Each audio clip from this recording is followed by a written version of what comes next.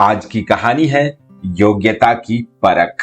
अंकमाल नामक एक युवक भगवान बुद्ध के सामने उपस्थित हुआ और बोला, भगवान, मैं संसार की कुछ सेवा करना चाहता हूँ। आप मुझे जहाँ भी भेजना चाहें भेज दें ताकि मैं लोगों को धर्म का रास्ता दिखा सकूं। बुद्ध हंसे और बोले, तात, संसार को कुछ देने के पहले अपने पास कुछ होना आवश्यक होता है, जबकि तुम्हारे पास ऐसा कुछ भी नहीं है। जाओ, पहले अपनी योग्यता बढ़ाओ, फिर संसार की सेवा करना। अंकमाल वहां से चल पड़ा और विभिन्न प्रकार के कलाओं के अभ्यास में जुट गया। बाण बनाने से लेकर चित्रकला तक, बल विद्या से लेकर मलाहकारी तक, जितने भी कलाएं हो सकती है उन सब का उसने 10 वर्ष तक कठोर अभ्यास किया। अंकमाल इस सब में इतना अच्छा हो गया कि सारे देश में उसकी ख्याति फैल गई। अपनी प्रशंसा से आप प्रसन्न होकर अंकमाल अभिमान पूर्वक लौटा और तथागत की सेवा में उपस्थित हुआ।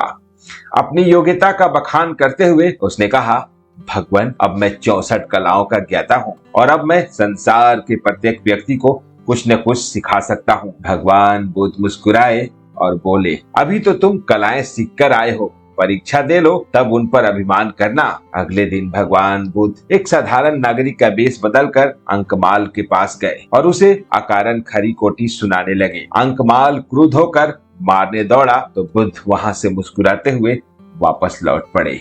उसी दिन 2 बौद्ध ब्राह्मण वेश बदलकर अंकमाल के समीप जाकर बोले, आचार्य, आपको सम्राट हर्ष ने मंत्री पद देने की इच्छा व्यक्त की है, क्या आप उसे स्वीकार करेंगे? अंकमाल को लोभ आ गया। उसने कहा, हाँ हाँ, क्यों नहीं, अभी चलो। दोनों श्रमण भी मुस्कुरा दिए और चुपचाप लौट आए। अंकमाल हैरान था, बात क्या है? थोड़ी देर बाद भगवान बुद्ध पुनः उपस्थित हुए। उनके साथ आम्रपाली थी।